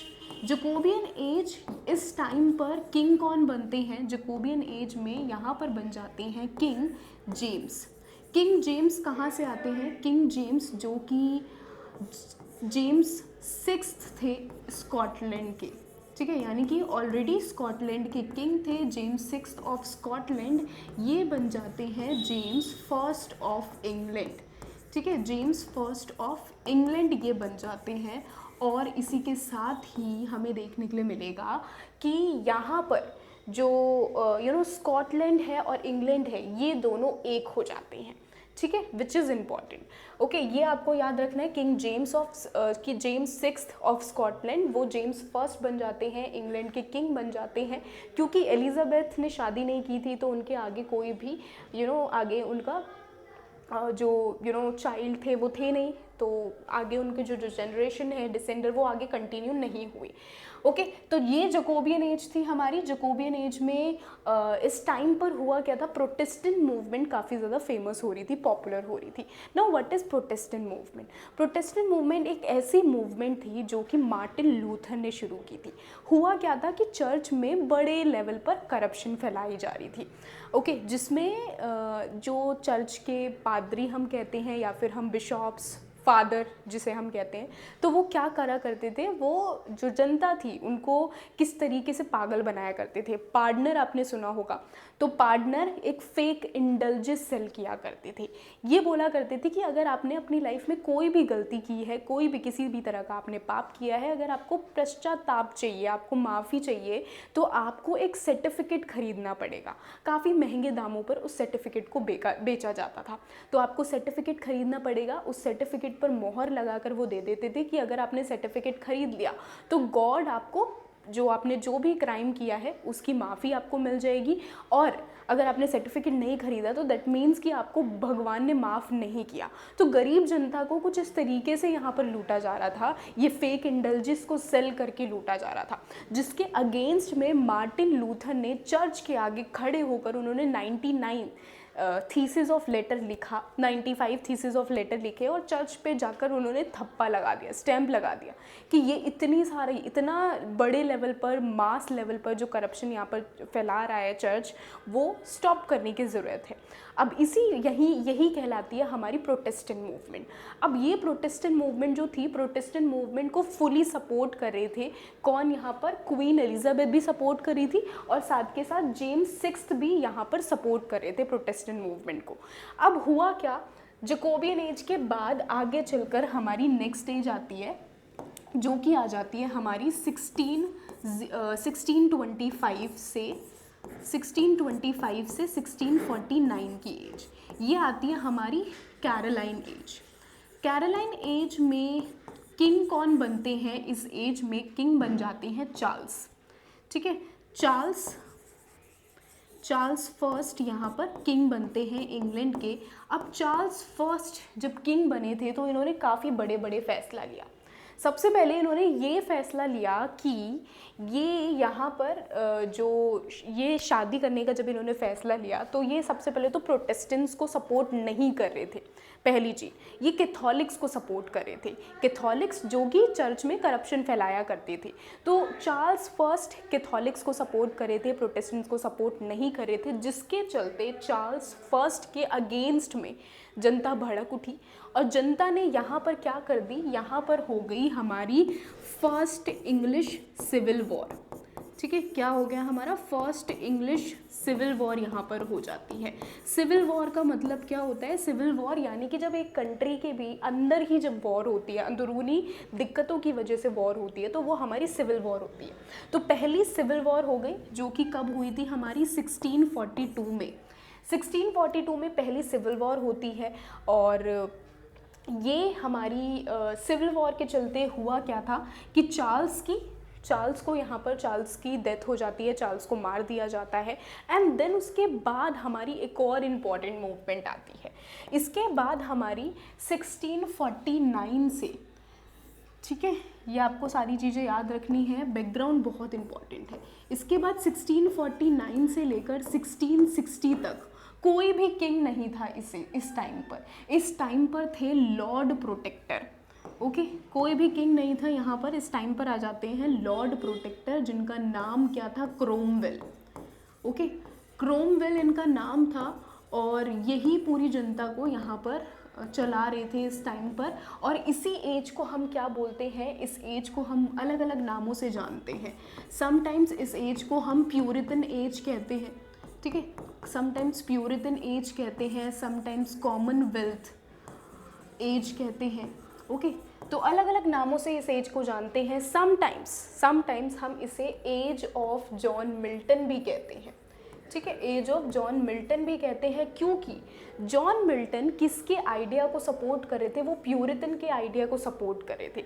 जॉन मिल्टन ना तो 1649 1660 के बीच में ना तो वो बॉर्न हुए थे, ना तो इनकी डेथ हुई थी, ना ही इनका कोई ग्रेट वर्क आया था, लेकिन स्टिल हम जॉन मिल्टन का जो टाइम पीरियड है, जॉन मिल्टन को हम इस एज से एसोसिएट करते हैं। अब रीज़न क्या है, ज़रा ये समझ लेते हैं। अब हुआ क्या था, अब आप सोचोगे सबसे पहले कि ये जो प्यूरिटन है ये क्या है आखिर। तो प्यूरिटन एज एक ऐसी एज थी बेसिकली जो ये बोल रही थी that we all are born sinner. ये सिंपली बिलीव कर रही थी जॉन कैल्विन की थ्योरी में। ठीक है, जॉन कैल्विन जिन्होंने एक फेमस थ्योरी दी थी कैल्विनिज्म की। ठीक है, कैल्विनिज्म की थ्योरी दी थी। कैल्विनिज्म ये बोलता है कि किस तरीके से we all are born sinner. ठीक है, we all are born sinner, ये थ्योरी हमारी कहलाती है कैल्विनिज्म। अब आप सोचो कि we all are born sinner, इसका मतलब क्या है। ये थ्योरी हमारी सिंपली बोलती है कि किस तरीके से जो हम हैं, एडम एंड ईव, आपने सुना होगा पैराडाइज लॉस्ट में भी इनका मेंशन किया गया, एडम एंड ईव जो कि फर्स्ट ह्यूमन कंसिडर किए जाते हैं और फर्स्ट मैन एंड फीमेल है, फर्स्ट मेल और फीमेल है जो कि गॉड ने बनाए थे। अब एडम एंड ईव ने गॉड की विल के अगेंस्ट जाकर क्या खाया था, उन्होंने फ्रूट ऑफ नॉलेज यानी एप्पल उन्होंने खाया था, और उस एप्पल को ईट करने की वजह से ही गॉड ने as a punishment Adam and Eve को अर्थ पर भेजा, अर्थ को बनाया एज अ पनिशमेंट। अब ये क्या बोलते हैं, जॉन कैल्विन ये बोल रहे हैं कि हमें भगवान से माफ़ी मांगने, यानी कि हम यहाँ पर आए हैं बिकॉज हमें पनिश किया है गॉड ने। तो इन्होंने क्या किया, जितने भी सोर्सेज ऑफ एंटरटेनमेंट हैं, ओके, नो एंटरटेनमेंट, कोई भी सोर्स ऑफ एंटरटेनमेंट नहीं चलेगा। तो सारे सोर्सेज ऑफ एंटरटेनमेंट को क्या कर दिया गया, बैन कर दिया गया, यानी कि थिएटर्स को बंद किया, प्लेस को बंद किया गया, जो लिटरेचर थी उनको बंद कर दिया गया। और इन्होंने बोला सिर्फ और सिर्फ कैसे वर्क आएंगे, सिर्फ हम रिलीजियस वर्क लिखेंगे, सिर्फ हम चर्च जाएंगे, डेली प्रे करेंगे, भगवान को मानेंगे, दैट्स इट, कुछ भी अदर वर्क नहीं किया जाएगा विद इन सोसाइटी। तो ये क्या था, जॉन कैल्विन का सिंपली बिलीव था, और जॉन कैल्विन का बिलीव था तो यानी ये प्यूरिटन्स का बिलीव था। और प्यूरिटन्स इस एज में, यानी कि 1649 से 1660 की जो एज थी, इस एज में लोग बिलीव भी कर रहे थे, कंटिन्यू कर भी रहे थे, लेकिन धीरे धीरे करके हुआ क्या, लोग पिस्ड ऑफ हो गए कि आखिर कब तक कोई भी सोर्स ऑफ एंटरटेनमेंट हम नहीं यूज़ करेंगे, यानी कि नो म्यूज़िक। जस्ट इमेजिन कि आपको 1 साल तक बोल दिया जाए कि आपको कोई भी फास्ट फूड नहीं खाना, कोई म्यूज़िक नहीं सुनना है, आपको यूट्यूब, सोशल मीडिया सब कुछ बैन हो जाए। खैर उस टाइम पर ये था नहीं, बट लिटरेचर को बैन करना, जो इनका सोर्स ऑफ एंटरटेनमेंट था दैट वाज प्ले, ड्रामा, तो इसको बंद करना, थिएटर्स को क्लोज़ कर देना, और कोई भी अपने मन से कोई भी लिटरेचर नहीं लिख सकता है, कोई भी सिर्फ और सिर्फ अगर कोई जैसे करप्शन के बारे में बोल रहा है या जो भी इंसिडेंट हो रहे हैं उसके अगेंस्ट अगर कोई लिख रहा है तो उस वर्क को बैन कर दिया जाता था या जला दिया जाता था। अब जॉन मिल्टन का फेमस वर्क आता है पैराडाइज लॉस्ट। पैराडाइज लॉस्ट में जॉन मिल्टन ने यही प्यूरिटन थॉट्स को फॉलो किया है, ओके, जिसकी वजह से जॉन मिल्टन को एक फेमस पोएट कंसिडर किया जाता है। लेकिन सिर्फ जॉन मिल्टन ने, ऐसा नहीं है कि प्यूरिटन्स को वो फुली ब्लाइंडली फॉलो कर रहे थे। जॉन मिल्टन ने अलग और भी अदर वर्क्स लिखे थे, जैसे उनका एक और फेमस वर्क आता है एरोपेजेटिया। उस वर्क के अंदर जॉन मिल्टन ने जो प्रेस था, जो जर्नल्स थे, जर्नल्स की फ्रीडम की बात की थी कि ये जो प्रेस है, ये जर्नल्स हैं, उन्हें जो सच्चाई है वो लिखने की ज़रूरत है। सिर्फ और सिर्फ रिलीजियस सच्चाई नहीं लिखनी, बाकी जो इंसिडेंट, जो चीज़ें हो रही हैं उसको रियलिटी में पुट करना। फ्रीडम ऑफ जर्नल की उन्होंने जब बात की थी तो उस वर्क को जला दिया गया था। तो ऐसे बहुत सारे वर्क थे, जब भी इन प्यूरिटन के अगेंस्ट में लिखा जाता था तो उन वर्क्स को बैन करना, जला देना, ये सारी चीज़ें कुछ कॉमन हो गई थी यहाँ पर, ओके। तो अब यहाँ पर हुआ क्या कि 1649 से 60 की एज को हम क्या बोलते हैं, प्यूरिटन एज बोलते हैं। चार्ल्स की डेथ के बाद क्रोमवेल का यहाँ पर राज चल रहा था। क्रोमवेल की डेथ हो जाती है यहाँ पर 1659 में, और जब क्रोमवेल की डेथ हुई तो लोगों को थोड़ी शांति मिली, लोगों को आज़ादी मिली, एंड 1660 में हमारी नेक्स्ट स्टेज आ जाती है। 1660 में हमारी नेक्स्ट स्टेज आती है जिसे हम बोलते हैं रेस्टोरेशन एज, ओके, ये भी हमारी इंपॉर्टेंट एज है। नेक्स्ट एज आती है हमारी रेस्टोरेशन एज। नाउ रेस्टोरेशन में हुआ क्या था, जो पहले हमने बैक में पढ़ा था ना, पहले हमने पढ़ा कि यहाँ पर जो चार्ल्स फर्स्ट थे, इनकी डेथ हो गई। तो चार्ल्स फर्स्ट की डेथ के बाद हुआ क्या था कि चार्ल्स फर्स्ट की जो फैमिली थी, ये सारे के सारे कहाँ चले गए थे, फैमिली और जितने भी कोर्ट के जो पर्सन थे वो सारे के सारे फ्रेंच चले गए थे, और फ्रांस में जाकर ये सेटल डाउन हो गए थे। अब हुआ क्या, जब रेस्टोरेशन हो गया, डेथ हो गई, तो यहाँ पर रेस्टोर होता है किंग का, और यहाँ पर आते हैं हमारे चार्ल्स सेकंड, ठीक है, चार्ल्स सेकंड यहाँ पर आते हैं, इनका रेस्टोर होता है, तभी इसे हम क्या बोलते हैं, रेस्टोरेशन ऑफ एज बोलते हैं। अब यहाँ पर सिर्फ और सिर्फ किंग का रेस्टोर नहीं हो रहा था, बल्कि यहाँ पर लिटरेचर का भी रेस्टोर होना, जो लिटरेचर अभी तक बैन कर दिए थे कि सिर्फ रिलीजियस वर्क लिखेंगे, अब सारी तरीके की तुम कॉमेडी लिख सकते हो, तुम ड्रामा लिख सकते हो, उनका रेस्टोर हुआ था। थिएटर्स जो कि इतने टाइम से क्लोज थे, इनको भी रेस्टोर किया गया था। ड्रामा को, थिएटर को, जितने भी सोर्सेज ऑफ एंटरटेनमेंट थे, इन सभी को रेस्टोर कर दिया गया था इस एज के अंदर, ठीक है, सारे सोर्सेज ऑफ एंटरटेनमेंट को रेस्टोर कर दिया था, तभी इस एज को हम क्या बोलते हैं, रेस्टोरेशन एज बोलते हैं। तो ये एज आती है हमारी। लेकिन अब हुआ क्या कि इस टाइम पर जब रेस्टोरेशन एज आई, तो जब लोगों को इतने टाइम तक लोगों को आज़ादी नहीं है वर्क लिखने की, और अब सडनली लोगों को आज़ादी मिल गई कि तुम्हें जैसा वर्क लिखना है, जो चीज़ें डिपिक्ट करना है, तुम अपने वर्क के अंदर, अपने लिटरेचर के अंदर वो डिपिक्ट करो। अब लोगों ने इसका गलत यूज़ करना शुरू कर दिया। लोगों ने किया क्या, यहाँ पर आ जाती है हमारी, लोगों ने वर्क के अंदर, लिटरेचर के अंदर क्या लिखना शुरू कर दिया, लोगों ने बैड वर्क्स लिखना शुरू कर दिए। यानी कि इनकी कॉमन थीम हो चुकी थी लस्ट, सेक्स और अबाउट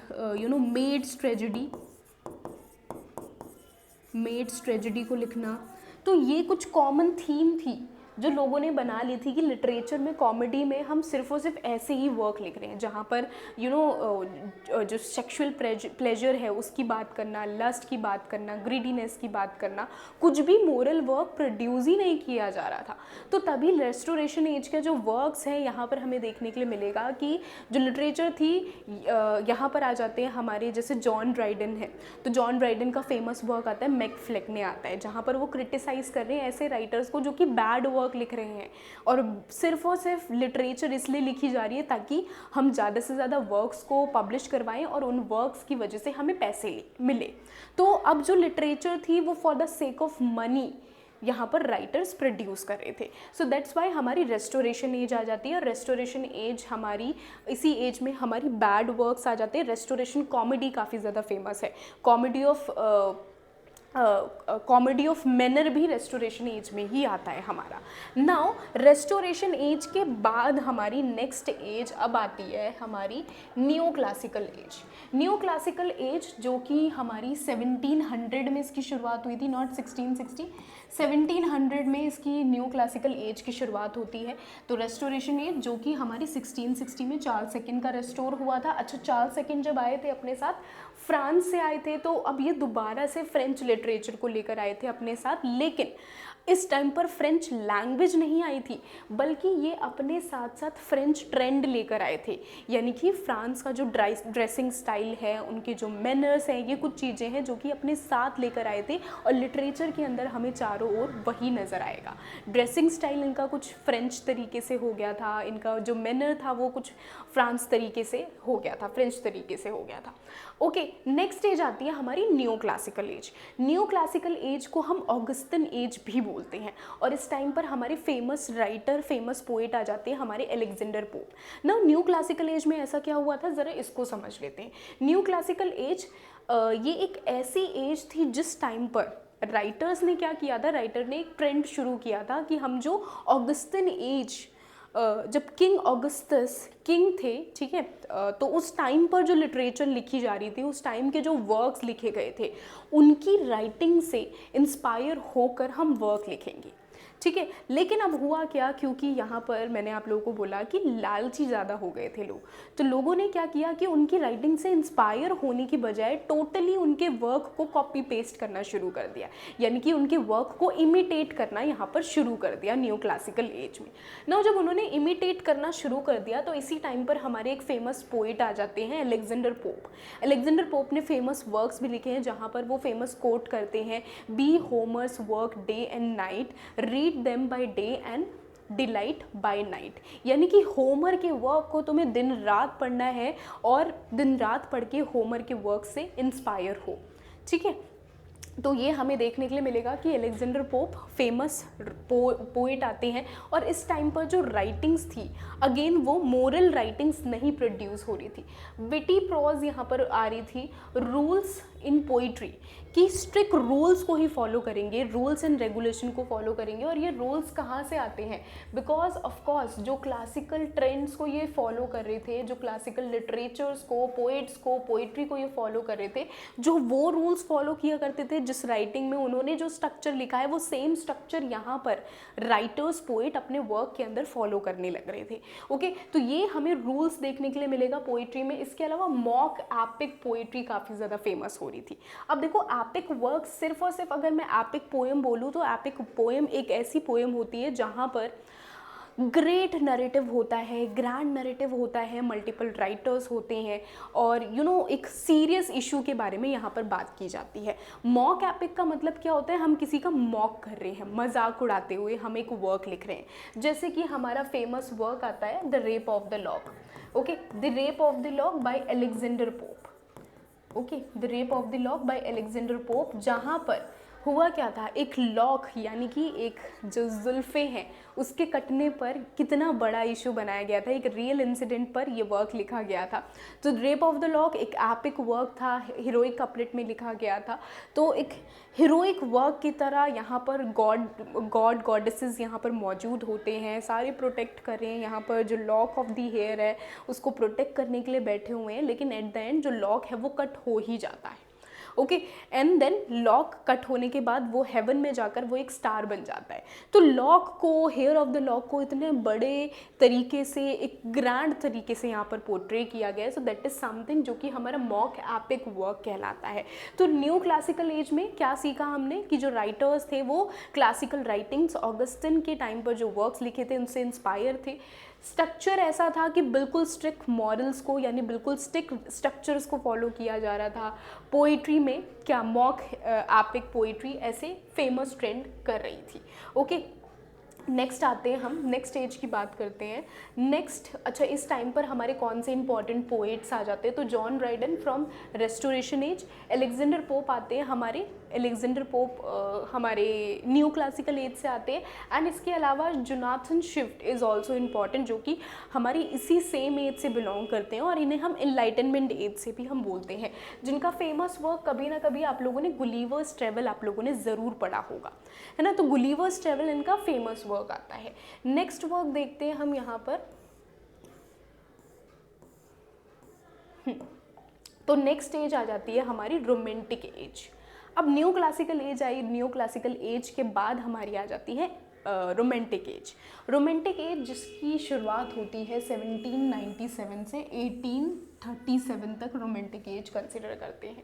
अच्छा, अब आपको लगेगा कि रोमांटिक एज यानी कि हम यहाँ पर किसकी बात करने वाले हैं, यानी कि हम यहाँ पर रोमांस की बात करने वाले हैं। No, romantic age is all about nature, it's all about imagination, memory, fancy, not fancy but हाँ, memory, imagination, nature, rural areas, shepherd, इन सारी चीज़ों की बात करना is known as romantic age. अब हुआ क्या था, हमें ये देखने के लिए मिलेगा, जैसे कि आप सभी को पता है 1600 एक ऐसा टाइम पीरियड जब क्या हुआ था, ईस्ट इंडिया कंपनी कहाँ पर आ गई थी, इंडिया के अंदर आ गई थी ईस्ट इंडिया कंपनी। और 1800 तक आते आते क्या हुआ था, 1800 में इन्होंने क्या लेकर आ गए थे, ये मोनोपोली लेकर आ गए थे, ठीक है। मोनोपोली यानी सिर्फ और सिर्फ ईस्ट इंडिया कंपनी ही इंडिया से इंपोर्ट एक्सपोर्ट कर सकती है, दूसरी कंपनीज नहीं कर सकती है। तो यानी आप समझ रहे हो कि कितने मास लेवल पर इन्होंने इंडस्ट्रियलाइजेशन में, अपने इंडस्ट्रीज़ में इन्होंने ग्रोथ की थी। अब ये जो सेम ग्रोथ थी ऑफ कोर्स इंग्लैंड में भी हो रही थी और इंग्लैंड के लोगों को भी फेस करनी पड़ रही थी। अब जो सोसाइटी थी वो दो पार्ट्स में डिवाइड हो गई थी, एक तरफ रूलिंग क्लास और एक तरफ वर्किंग क्लास। इसी एज में हमारी मार्क्सिज्म थ्योरी भी आ जाती है। नो, वो रूलिंग क्लास, वर्किंग क्लास है क्या।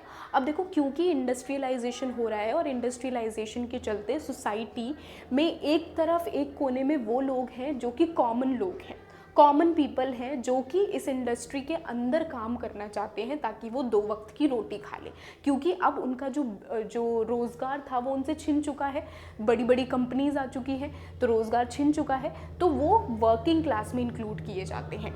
दूसरी तरफ रूलिंग क्लास, जो बड़े बड़े बिजनेसमैन हैं जो कि पैसा लगाते हैं, इंडस्ट्री सेटअप करते हैं और वहाँ पर मजदूर रखते हैं और मजदूरों को पूरी तनख्वाह भी नहीं देते हैं, बस उनको जितना काम किया उससे कम में उनको वेजेस प्रोवाइड करना और उनको रफा दफा करना। तो कुछ इस तरीके से हमें देखने के लिए मिलेगा कि इंग्लैंड में जो कंट्री साइड था, यानी जो विलेज एरियाज़ थे, वो धीरे धीरे करके ख़त्म हो रहे थे और सारे के सारे जो लोग थे वो भी सिटी एरिया में जा रहे थे, बड़ी बड़ी सिटीज़ में जाना, बड़ी बड़ी इंडस्ट्रीज़ में वर्क करना। तो अब लोगों को ऑफ कोर्स जो लोग हैं जो विलेज एरिया में रहने वाले वो काफ़ी ज़्यादा फैसिनेट होते हैं कि हमें भी उस इंडस्ट्री में काम करना है, या वहाँ जाएंगे, सिटी में जाएंगे, अच्छी लाइफस्टाइल होगी, अच्छा पैसा कमाएंगे, अच्छी ज़िंदगी जिएंगे, है ना। तो ये कुछ इस तरीके से कंट्री साइड के लोगों ने शिफ्ट करना शुरू कर दिया। अब इसी शिफ्टिंग पर रोक लगाते हुए लोगों को बताना पोइट्री के ज़रिए कि नहीं, सिटी एरिया जो है कितनी भागदौड़ है वहाँ पर, बल्कि जो आपका रूरल एरिया है, जो विलेज एरिया है, कंट्री साइड है, यहाँ पर बिल्कुल शांति है, यहाँ पर नेचर है, प्रकृति है। तो यानी this is known as romantic age. Romantic age में पोएट्स क्या करते थे, अपनी पोइट्री के ज़रिए वो नेचर की बातें लिखा करते थे। वो जो रूरल एरियाज़ हैं, हर एक छोटी चीज़ में खुशी ढूंढते थे, हर एक छोटी चीज़ में ब्यूटीफुल थिंग्स को और ज़्यादा एम्फसाइज करके लिखना इज़ कॉल्ड रोमांटिक एज।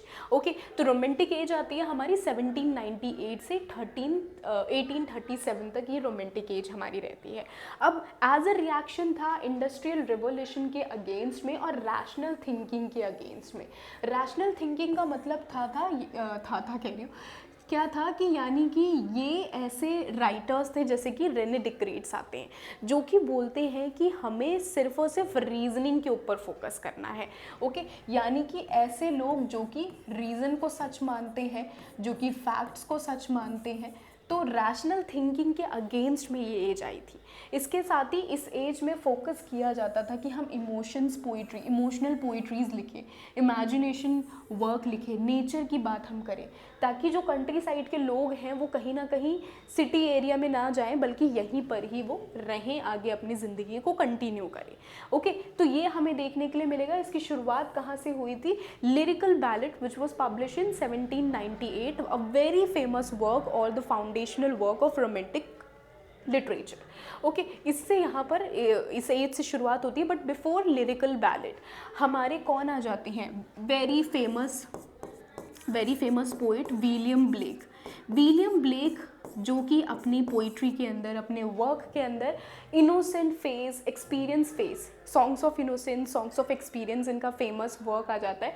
तो ये अपने वर्क के अंदर उन्हीं चीज़ को पोर्ट्रे कर रही हैं। ओके, तो ये आ जाते हैं हमारे। इसके साथ साथ नॉट ओनली विलियम ब्लेक, बल्कि रोमांटिक एज से पहले हमें देखने के लिए मिलेगा कि एक नया ट्रेंड शुरू हुआ था, जिन्हें हम क्या बोलते हैं? जिन्हें हम बोलते हैं ग्रेव यार्ड पोएट। ठीक है, ग्रेव यार्ड पोएट या चर्च यार्ड पोएट हम इन्हें कहते हैं। ये ऐसे पोएट थे जो कि अपनी पोइट्री के अंदर गॉथिक एलिमेंट का यूज़ कर रहे थे। गॉथिक यानी कि हॉरर एलिमेंट का यूज़ करना, ठीक है, कुछ स्ट्रेंज एलिमेंट्स का यूज़ करना अपनी पोइट्री के अंदर। यानी कि जो सेटिंग रखी जाती थी वो रूरल एरियाज़ में ही इनकी सेटिंग रखी जाती थी, जैसे द डेजर्टेड विलेज आपने सुना होगा, फेमस वर्क। ठीक है, द डेजर्टेड विलेज हो गया, the country church yard, very famous work. तो ये हमारे ग्रेव यार्ड पोइट्स के ग्रेव यार्ड वर्क्स कंसिडर किए जाते थे, जहाँ पर वो एक हॉररफुल और एक गॉथिक थीम रखते थे, कंट्री साइड में उसकी सेटिंग रखा करते थे। तो ग्रेव यार्ड पोइट्री से इंस्पायर कहीं ना कहीं कह सकते हैं कि ग्रेव यार्ड पोइट्स ने जो रोमांटिक एज थी या जो रूरल लैंड साइड था वो इन्होंने पहले चूज़ किया। देन आगे चलकर हमारे जो रोमांटिक एज के पोइट आते हैं, वर्ड्सवर्थ हैं, एस टी कॉलरिज हैं, पी.बी. शेले हैं, जॉन कीट्स हैं, तो ये आगे इस एज को कंटिन्यू करेंगे। अब आपका क्या इंपॉर्टेंट है कि जब हम इसकी बात कर रहे हैं, रोमांटिक एज की बात कर रहे हैं, तो रोमांटिक एज के पोइट्स भी आते हैं हमारे। ठीक है, रोमांटिक एज के कौन से पोइट्स हैं? रोमांटिक एज हमारी दो फेजेस में डिवाइड की जाती है। पहले आते हैं हमारे फर्स्ट जनरेशन पोइट्स, जो कि नॉर्मल इमेजिनेशन, नेचर, मेमोरी, इन सारी चीज़ों की बात कर रहे हैं। फर्स्ट जनरेशन में कौन आ जाते हैं? विलियम वर्ड्सवर्थ आते हैं, एस टी कॉलरिज आते हैं, ये हमारे फर्स्ट जनरेशन के आते हैं। इसके साथ साथ हमारे विलियम ब्लेक को भी हम फर्स्ट जनरेशन में इंक्लूड करते हैं। ठीक है, विलियम ब्लेक को भी हम फर्स्ट जनरेशन में, हम इन तीनों को इंक्लूड करते हैं, फर्स्ट जनरेशन पोइट। अब सेकंड जनरेशन पोइट कौन से हैं? लॉर्ड बैरन है, पी.बी. शेले हैं और जॉन कीट्स हैं, और इसके साथ साथ रॉबर्ट साउदे भी आते हैं। तो ये हमारे सेकंड जनरेशन पोइट हैं। सेकंड जनरेशन पोइट अपनी वर्क के अंदर नेचर को, इमेजिनेशन को, मेमोरी को, इन सारी चीज़ों को नहीं पोर्ट्रे करे थे, बल्कि हम इन्हें बोलते हैं कि ये रेवोल्यूशनरी पोइट है, जो रेबल के अगेंस्ट, यानी कि वो रिवॉल्ट कर रहे हैं अपनी पोइट्री के ज़रिए। यहाँ पर लॉर्ड बैरन एंड पी.बी. शेले आ जाते हैं, जो कि किससे इंस्पायर थे? फ्रेंच रेवोल्यूशन से इंस्पायर थे, ठीक है, फ्रेंच रेवोल्यूशन से इंस्पायर थे। जॉन कीट्स नहीं थे, बाकी सारे पोइट्स हम कह सकते हैं कहीं ना कहीं ना वे फ्रेंच रेवोल्यूशन से इंस्पायर थे। फ्रांस में रिवॉल्ट शुरू कर दिया गया था, फ्रांस के लोग यहाँ पर डिमांड कर रहे थे फ्रांस में इक्वलिटी, लिबर्टी और फर्टिनिटी की। तो उन्हीं चीज़ों से इंस्पायर होकर यहाँ पर रोमांटिक एज अपनी पोइट्री के अंदर उन्हीं पॉलिटिकल इश्यूज़ को, रिलीजियस इश्यूज़ को पोर्ट्रे कर रहे थे। इसके साथ साथ इसी टाइम पर हमारी गॉथिक लिटरेचर भी काफ़ी ज़्यादा ट्रेंड में आती है, जो कि मैरी शेली का फेमस वर्क है फ्रैंकेनस्टीन। गॉथिक लिटरेचर एक ऐसी लिटरेचर है जहाँ पर डरावनी यानी भूत की कहानियाँ, सिंपल गॉथिक लिटरेचर है। ओके, तो ये आ जाते हैं हमारी रोमांटिक एज। नेक्स्ट आते हैं रोमांटिक एज के बाद आती है हमारी Victorian age. Now Victorian age जो कि हमारी 1837 से लेकर 1901 का time period Victorian age consider किया जाता है। विक्टोरियन एज को हम क्या कंसिडर करते हैं, इसे हम सेकंड गोल्डन एज, ठीक है। फर्स्ट कौन सी थी, हमारी एलिजाबेथन एज, इसे हम बोलते हैं second golden age. Second golden age of English British history इसे कंसिडर किया जाता है। अच्छा, क्यों कंसिडर किया जाता है, रीज़न क्या है इसके पीछे का? रीज़न ये है, सबसे पहले इसकी शुरुआत होती है क्वीन विक्टोरिया इस टाइम पर यहाँ पर रूल कर रही हैं इंग्लैंड में।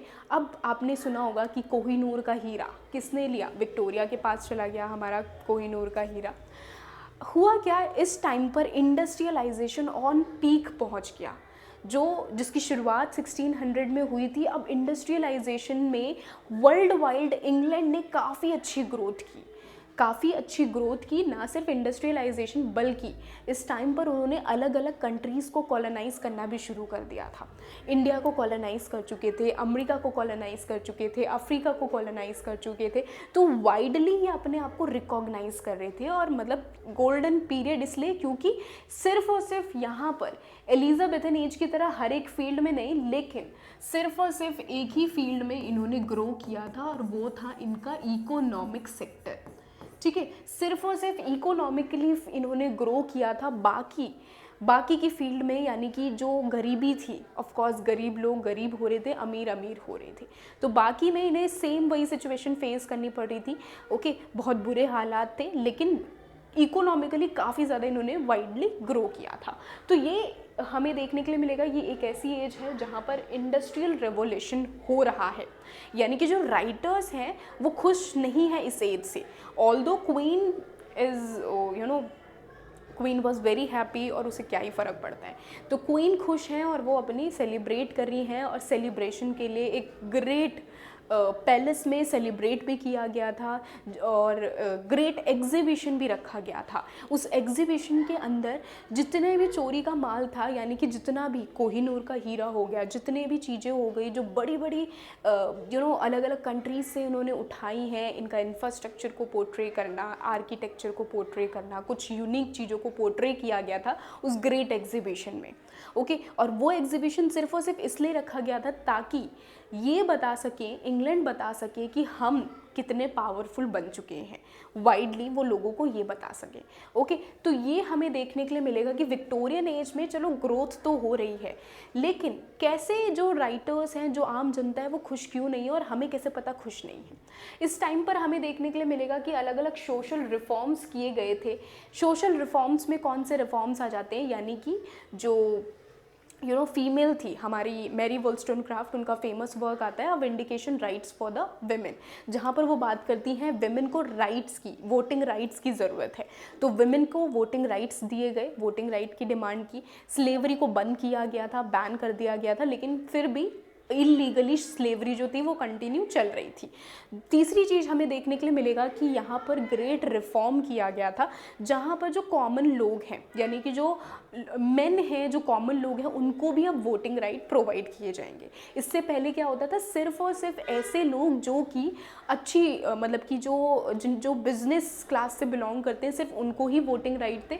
लेकिन अब वोटिंग राइट प्रोवाइड किए गए कॉमन लोगों को, लेकिन सिर्फ और सिर्फ वही दे सकता है वोट जो कि खुद प्रॉपर्टी ओन करता है, यानी प्रॉपर्टी ओनर है, सिर्फ वही वोट दे सकता है।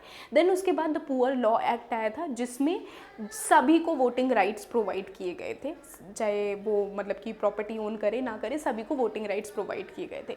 तो अलग अलग सोशल रिफॉर्म्स यहाँ पर विक्टोरियन एज के टाइम पर हमें देखने के लिए मिलेगा कि किए गए थे। इसके साथ ही ऑफकोर्स साइंस एंड फेथ, इनके बीच में एक डिबेट चल रही थी, साइंस एंड फेथ के बीच में एक डिबेट चल रही थी, और जिसका असर मॉडर्न एज में हमें देखने के लिए मिलेगा वॉर के ज़रिए, परमाणु बम के ज़रिए, है ना। तो साइंस एंड फेथ के बीच में डिबेट चल रही थी। इस टाइम पर जो लिटरेचर थी उसमें रियलिज्म को पोर्ट्रे करना, यानी कि सोसाइटी में क्या रियल चीज़ें चल रही हैं उनको पोर्ट्रे करना, मोरालिटी को पोर्ट्रे करना, सोसाइटी को क्रिटिसाइज़ करना अपने वर्क के ज़रिए, तो ये सारी चीज़ें थी। इसके साथ ही एक फेमस ट्रेंड चला था जो कि था हमारा न्यूगेट नोवेल्स। न्यूगेट नोवेल्स जिनमें ऐसी नोवेल्स थी जिनमें इंडस्ट्रियलाइजेशन को पोर्ट्रे करना, इंडस्ट्रियल वर्ल्ड को पोर्ट्रे करना, ओके। जिनमें कौन आ जाते हैं, जैसे कि आप लोगों ने चार्ल्स डिकेंस के वर्क आपने पढ़े होंगे, एलिजाबेथ गेस्किल आ जाती हैं, ठीक है। चार्ल्स डिकेन हो गए, एलिजाबेथ गेस्किल हो गई। तो ये कुछ ऐसे राइटर्स थे, नोवेलिस्ट थे, जो कि अपने वर्क के अंदर, अपनी पोइट्रीज़ और अपने वर्क के अंदर क्या पोर्ट्रे कर रहे थे, वो इंडस्ट्री का जो इम्पैक्ट है उसको पोर्ट्रे करना। इसके साथ ही क्राइम्स को, ठीक है, क्या पोर्ट्रे करना, जो क्राइम है, जो क्रिमिनल्स हैं, क्रिमिनल को एक नए नज़रिए से न्यू वे देना, new way of narration provide करना क्रिमिनल्स को। जैसे कि आप देखोगे चार्ल्स डिकेंस के वर्क के अंदर जितने भी जो क्रिमिनल्स हैं, जो चोरी कर रहे हैं, डाका डाल रहे हैं, खून खराबा जो भी कर रहे हैं, वैसे चोरी कर रहे हैं, तो उनको एक नया नरेशन दिया गया है कि बेचारा वाला नरेशन दिया गया है कि क्योंकि उनके पास अदर अपॉर्चुनिटी नहीं है, और क्राइम इसलिए करें क्योंकि जो वर्ल्ड है, जो सोसाइटी है, जो सिचुएशन है, उसकी वजह से मजबूर होकर वो क्राइम कर रहे हैं। तो इस तरीके से एक नया नरेशन उनको प्रोवाइड किया गया है क्राइम्स को। ये हमें देखने के लिए मिलेगा विक्टोरियन एज के टाइम पर कुछ ऐसे ग्रेट वर्क लिख रहे थे। इसके साथ ही जब हम फेथ की बात कर रहे हैं तो फेथ ड्रामा के लिए कौन इंपॉर्टेंट आ जाते हैं, थॉमस हार्डी। थॉमस हार्डी अपने वर्क के अंदर फेथ ड्रामा को पोर्ट्रे कर रहे हैं, ओके। और बाकी एक्सपेरिमेंट की बात करें, साइंस की बात करें, तो यहाँ पर आ जाते हैं हमारे H.G. Wales, okay. H.G. Wales आते हैं। H.G. वेल्स को क्या बोलते हैं, H.G. वेल्स को हम फादर ऑफ साइंस फिक्शन भी बोलते हैं, जो कि अपना फेमस वर्क लेकर आते हैं। The time machine famous work है, द इनविजिबल मैन, जहाँ पर वो एक्सपेरिमेंट कर रहे हैं, साइंस की बात कर रहे हैं, ओके। तो ये हमें देखने के लिए मिलेगा कि विक्टोरियन एज में ओवरऑल कुछ इस तरीके की ग्रोथ और इस तरीके की लिटरेचर आ रही थी ना। विक्टोरियन एज के बाद हमारी लास्ट एज आ जाती है। अच्छा हाँ, इसके साथ ही वन मोर इम्पॉर्टेंट पॉइंटर कि इस टाइम पर जो राइटिंग्स थी वो विमेन राइटिंग, ठीक है, वो विमेन राइटिंग्स भी इस टाइम पर फेमस हो रही थी। जिनमें कौन थे, जैसे कि हमारी ब्रॉन्टे सिस्टर्स हो गई, ठीक है, ब्रॉन्टे सिस्टर्स हो गए। इसके साथ साथ हमारी आ जाती हैं हमारी ब्रॉन्टे सिस्टर्स के अलावा हम देखेंगे कि प्रीवियसली मैरी वोllstonecraft आती हैं, जिन्होंने पहला फेमिनिस्ट वर्क भी उन्होंने लिखा। ब्रॉन्टे सिस्टर्स आती हैं, and then we have George Eliot आती हैं। तो सारी वुमेन जो थी उन्होंने लिखना शुरू तो किया था, प्रोफेशन शुरू तो किया था उन्होंने, लेकिन उन्होंने सूडोनेम अडॉप्ट किया था। सूडोनेम यानी कि वो अपना दूसरा नेम, मेल सूडोनेम में लिखा करती थी, क्योंकि अभी भी उन्हें अपॉर्चुनिटी नहीं थी, अभी भी उन्हें फ्रीडम नहीं थी कि वो ओपनली अपने वर्क को पब्लिश करवा सके। तो जब मेल सूडोनेम दे दिया करती थी तो इससे होता क्या था कि जनता, जो लोग थे, वो उनके वर्क को अथॉरिटी देते थे। अगर लेट सपोज एक वर्क अगर एक फीमेल ने लिखा है और अगर वो अपना नाम अंदर जो उनका रियल नेम है, तो उससे क्या होता था, लोगों को पता चल जाता है कि ये लड़की ने लिखा है, जिससे उनको उनके वर्क को पब्लिश नहीं होने दिया जाता था। एंड पब्लिश हो भी गया तो उसको पढ़ा नहीं जाता था, ये सोच कर अरे क्या ही स्टोरी लिखी होगी, एक लड़की ने लिखा है। और समटाइम्स उनके खुद के घर वाले यानी फैमिली अलाउ नहीं करती थी, तो जिसके चलते यहाँ पर राइटिंग्स आ तो रही थी, लेकिन छुप छुप के इन्होंने लिखना शुरू किया था। तो ये भी हमें देखने के लिए मिलेगा। नेक्स्ट आ जाते हैं हमारी लास्ट एज, और जो कि है हमारी modern and post modern as, modern and post modern literature, जो कि हमारी 1901 से लेकर प्रेजेंट एज तक हमारी कंसिडर की जाती है। ना मॉडर्न एज की जब हम बात करें तो मॉडर्न एज में आपको बहुत सारी चीज़ें देखने के लिए मिलेंगी। सबसे पहले तो तबाही आपको मॉडर्न एज में देखने के लिए मिलेगी। कैसी तबाही? आप लोगों ने फेमस मूवी आप लोगों ने देखी होगी टाइटैनिक। पहली अनसिंकेबल शिप इन्होंने बनाई कि पहली अनसिंकेबल शिप हम बना रहे हैं जो कभी नहीं डूब सकती, और क्या हुआ, अपनी फर्स्ट जर्नी में ही वो अनसिंकेबल शिप डूब गई। तो ये हमें देखने के लिए मिलेगा। सबसे पहले फर्स्ट अनसिंकेबल शिप डूब गई, जिसके चलते इंग्लैंड के जो अमीर फैमिली से जो बिलोंग करते थे, जो बिजनेस क्लास से बिलोंग करने वाले लोगों की लगभग 150 से 200 उनकी जो नंबर्स थे वो उनकी डेथ हो गई। ऑफ कोर्स जब एक मेजर बिजनेस क्लास लोगों की जब डेथ होगी तो असर किसके ऊपर पड़ेगा? जो जीडीपी है, जो ग्रोथ है, इकोनॉमिकली ग्रोथ जो हो रही है इंग्लैंड की, उसके ऊपर असर पड़ेगा, है ना। तो यहाँ पर टाइटैनिक सबसे पहला इंसिडेंट आप लोगों को देखने के लिए मिलेगा। टाइटैनिक के बाद हुआ क्या? वर्ल्ड वॉर 1 हुई। वर्ल्ड वॉर 1 कब से कब तक थी? वर्ल्ड वॉर यहाँ पर शुरू हो गई। और वर्ल्ड वॉर क्या था, क्यों हो रही थी वर्ल्ड वॉर? वर्ल्ड वॉर सिर्फ और सिर्फ अपनी पावर को शो करना।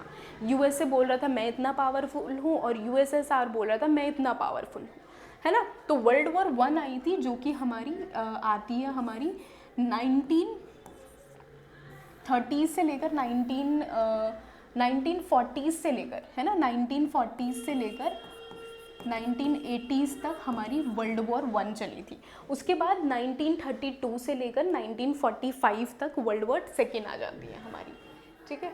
32 से लेकर 1945 तक हमारी वर्ल्ड वॉर 2 आ जाती है। वर्ल्ड वॉर 1 में क्या हुआ था? वर्ल्ड वॉर 1 में आप सभी को पता है कि वॉर चल रही है।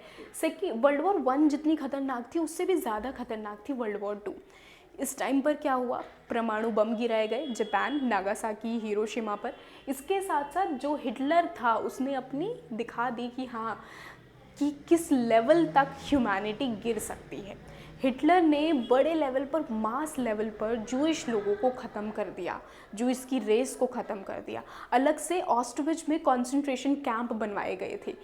कैंप मतलब कि एक ऐसा रूम बनाना, उस रूम के अंदर जूइश लोगों को नेक्ड, उनके ऊपर एक्सपेरिमेंट करना, ऊपर से केमिकल गैसेस रिलीज़ करना, जिससे कि ये टेस्ट किया जाता था कि आखिर कितनी देर तक कौन सा पर्सन जिंदा रहेगा।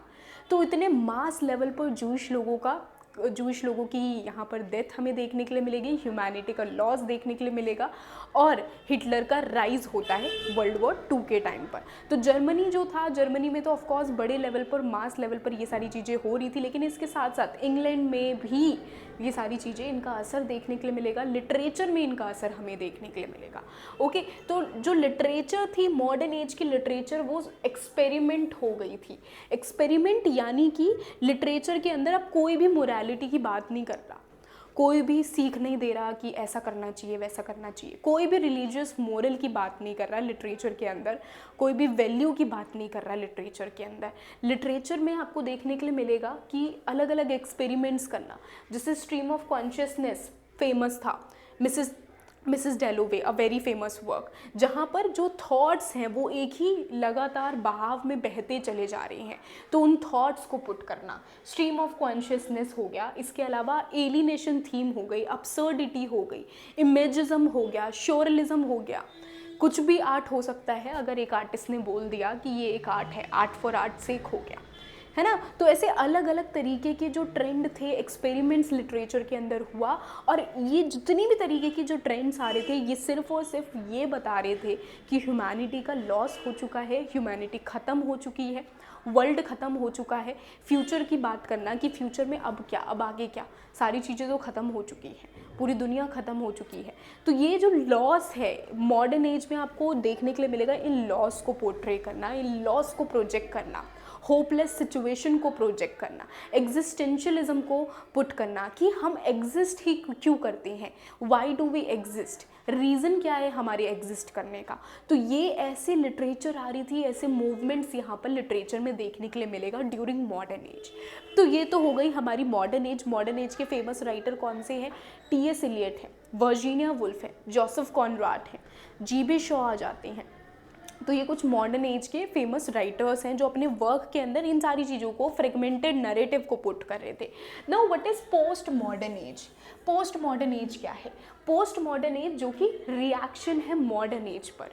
मॉडर्न एज अभी बात कर रहे हैं करंट ट्रेंड की, ह्यूमैनिटी ख़त्म हो गई, होपलेस सिचुएशन को, एलिनेटेड अब्सर्डिटी को पोर्ट्रे कर रहा है। वहीं पर ही पोस्ट मॉडर्न एज एक ऐसी एज है जहाँ पर फ्यूचर की बात की जा रही है, फ्यूचरिस्टिक सेटिंग रखी जा रही है। ओके, तो post modern age as a reaction था मॉडर्न एज के अगेंस्ट में, तो ये हमें देखने के लिए मिलेगा। और इसके साथ ही अभी करंट तक हमारी क्या चल रही है, हमारी पोस्ट मॉडर्न एज चल रही है। पोस्ट मॉडर्न एज की अगर मैं वर्क्स बोलूँ तो आप लोगों ने एलिस वॉकर हो गई, हमारी टोनी मॉरिसन हो गए, then we have Zadie Smith हो गए। तो ऐसे वर्क्स हमारे पोस्ट मॉडर्न एज के वर्क्स कहलाते हैं। ओके, तो ये था हमारा ओवरऑल। आई होप कि आप सभी को क्लियर हो गया होगा, किसी को कोई डाउट नहीं होगा। पोस्ट मॉडर्न एज और जो राइटर्स हैं, ये हमारे कुछ राइटर हैं। George Orwell is important, Samuel Beckett is important, इनसे क्वेश्चंस बनते हैं आपके एग्ज़ाम में। आई होप कि आपको ये जो पूरी क्लास है, जो मैंने मेहनत की है यहाँ पर हमारे 1 घंटे से ज़्यादा, यानी कि 1 घंटे 20 मिनट लगभग, है ना, मतलब 18 मिनट अभी तो हैं, तो ये जो मेरी मेहनत है, आई होप कि आप सभी को बहुत ही अच्छे से समझ में आ गया होगा कि लिटरेचर है क्या, ब्रिटिश लिटरेचर क्या है, हिस्ट्री ऑफ ब्रिटिश लिटरेचर क्या है, यहाँ पर कौन कौन सी एजेस हमारी आती है, और आखिर कैसे ब्रिटिश लिटरेचर की शुरुआत होती है और कैसे ये लिटरेचर अभी कंटिन्यू चल रही है। इसके साथ ही मैं आपको बता दूं कि इफ़ यू आर समवन जो कि ये चाहते हो कि ब्रिटिश लिटरेचर हमारी अच्छे से कवर हो जाए, जितने इंपॉर्टेंट राइटर्स हैं, पोइट्स हैं, वो सारे के सारे हमारे कवर हो जाएं, तो इसके लिए what you can do is कि आप इसके लिए आपको क्या करना है, सिंपली आप नीचे डिस्क्रिप्शन में मैं लिंक पुट कर दूंगी, टेलीग्राम चैनल को आप ज़रूर फॉलो कर लेना। साथ के साथ नेक्स्ट क्लास में हम क्या डिस्कस करने वाले हैं, नेक्स्ट क्लास होने वाली है हमारी ऑन इम्पॉर्टेंट लिटरेरी मूवमेंट्स पर। इम्पॉर्टेंट लिटरेरी मूवमेंट जितने भी हैं हमारे, उनको सभी की सारी मूवमेंट्स को हम समझेंगे, इन डिटेल में समझेंगे। हमारी डिफरेंट पोइट्री ग्रुप्स आ जाते हैं जो कि एग्ज़ाम पॉइंट ऑफ व्यू से इम्पॉर्टेंट होते हैं, तो वो भी हम नेक्स्ट क्लास में हम समझने वाले हैं। आई होप कि आपको ये क्लास अच्छी लगी होगी। अगर अच्छी लगी है तो मेक श्योर कि आप मेरी मेहनत के लिए लाइक ज़रूर कर दें, नीचे कमेंट करके ज़रूर बताओ कि आपको क्लास कैसी लगी है। और also if you want to purchase paper 1 paper 2 की आपको बुक परचेज़ करनी है, यूजीसी नेट की तैयारी कर रहे हो, तो उसका भी मैंने लिंक डिस्क्रिप्शन में डाल रखा है, वहाँ से आप बुक को परचेज़ कर सकते हो। ओके, मिलते हैं हम अपने नेक्स्ट सेशन में। Bye bye everyone, hope you like this session. Bye bye, have a great day.